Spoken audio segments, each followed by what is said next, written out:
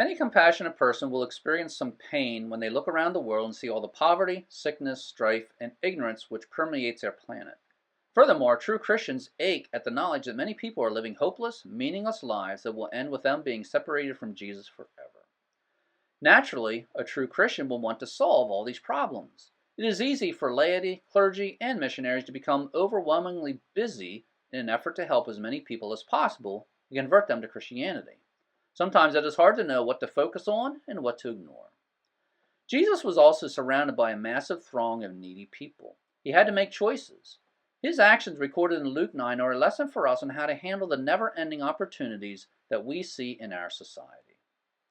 When Jesus began to teach and heal, he attracted a large throng of disciples who began following him around Galilee. We read in Luke 6 that Jesus chose 12 of the disciples to be his apostles. The 12 became his inner circle. They saw the miracles of Jesus up close. They were privy to statements and knowledge that was withheld from the large crowd. After allowing the 12 to watch him for a period of time, it was time for Jesus to send them out on their own. Let's pick up reading at Luke 9, verse 1. And calling the 12 together, he gave them power and authority over all the demons and to heal diseases. The 12 had witnessed Jesus exercise great power. Now they had some of that power. Verse 2. And Jesus sent them out to preach the kingdom of God and to heal the sick. And he said to them, Take nothing for your journey, neither a staff, nor a bag, nor bread, nor money, nor have 2 tunics apiece. It would have taken faith for the 12 to set out without having food and provisions with them. Verse 4. And whatever house you enter, stay there until you leave that city. And as for those who do not receive you, as you go out from that city, shake the dust off your feet as a testimony against them. There are 2 things to note here. First, Jesus assumed some would not receive the truth. Second, Jesus did not tell the 12 to browbeat the truth into people. Instead, if people rejected the truth, the 12 were supposed to move on. Many Christians today fall into the mentality of thinking we need to browbeat the truth into non-believers. If a person rejects Jesus, the response is often to keep pushing it, thinking that eventually the truth will break through. If someone is very hostile to Christianity, I don't believe we should forever write them off as unreachable.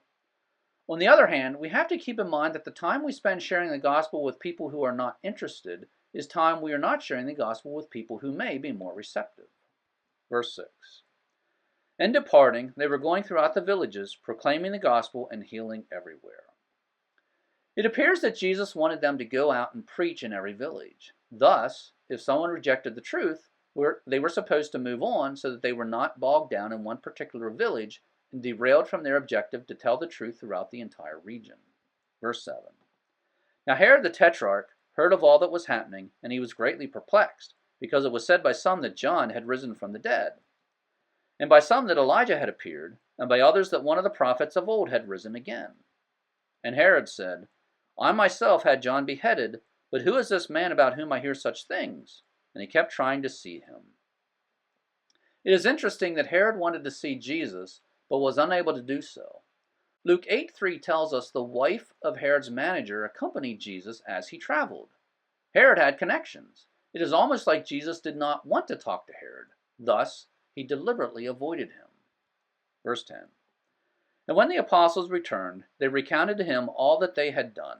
Taking them with him, he slipped away by himself to a city called Bethsaida. The word slipped indicates Jesus tried to get away without anyone knowing he was leaving. Jesus made rest a priority. This is something we see often in the Gospels. Jesus knew he and his disciples needed some downtime. The crowds were still out there somewhere, and they were filled with many people who needed help. However, Jesus still made it a priority to rest. Life today is very hectic. Most people are engaged in constant activity. However, if Jesus needed rest, so do we. We need to make it a high priority in our lives to get away from commotion and spend time resting. Sometimes we will have to ignore good things that need to be done in order to get rest. But we need to do that. Sometimes we simply need to say no. Bethsaida was on the north side of the Sea of Galilee. It was only about 3 miles or 5 kilometers from Capernaum to Bethsaida. It would have taken about an hour to walk from one to the other. Verse 11. But when the crowds became aware of this, they followed him, and welcoming them, he began speaking to them about the kingdom of God and curing those who had need of healing. Now the day was ending, and the 12 came and said to him, Send the crowd away, that they may go into the surrounding villages and countryside, and obtain lodging and find provisions, for here we are in a desolate place. The word villages is plural. The crowd was so large that they had to disperse to multiple villages in order to obtain provisions and find a place to lodge. Verse 13. But Jesus said to them, You give them something to eat. And they said, We have no more than 5 loaves and 2 fish, unless perhaps we go and buy food for all these people. For there were about 5,000 men. And he said to his disciples, Have them sit down in groups of about 50 each. The crowd consisted of 5,000 men. We don't know the population of the various villages that Jesus visited, such as Capernaum, Nain, and Bethsaida. However, some archaeologists suggest the population of each Galilean village at that time was under 1,000. A crowd of 5,000 people gathered from all over Galilee and Judea would have been an overwhelming number of people to feed. Verse 15. And they did so and had them all sit down. Then Jesus took the 5 loaves and the 2 fish, and looking up to heaven, he blessed them, and he broke them and kept giving them to the disciples to set before the crowd. And they all ate and were satisfied, and the broken pieces which they had left over were picked up, 12 baskets full. And it happened that while he was praying alone, the disciples were with him, and he questioned them, saying, Who do the crowd say that I am? Jesus used the word who. He asked about his identity. Verse 19. And they answered and said, John the Baptist, and others say Elijah, but others that one of the prophets of old has risen again. This tells us many people did not grasp the truth about Jesus. They did not understand that Jesus is God himself. Verse 20. And he said to them, But who do you say that I am? And Peter answered and said, The Christ of God. Peter answered correctly. He understood that Jesus was the Messiah. Verse 21. But Jesus warned them and directed them not to tell this to anyone, saying, The Son of Man must suffer many things and be rejected by the elders and chief priests and scribes, and be killed and be raised up on the 3rd day. It seems counterintuitive that Jesus told the disciples not to tell anyone that he is the Christ. However, Jesus knew his main task was to die on the cross and rise again. Perhaps Jesus knew a larger crowd at that point would have hindered him from accomplishing that objective. Furthermore, Jesus was training the 12 disciples. It would be their responsibility to tell the truth about Jesus after he accomplished his main mission of rising from the dead. In our world today, there are many needs. If we love people, we will have a desire to see all those needs met. However, one person cannot do everything that can and should be done.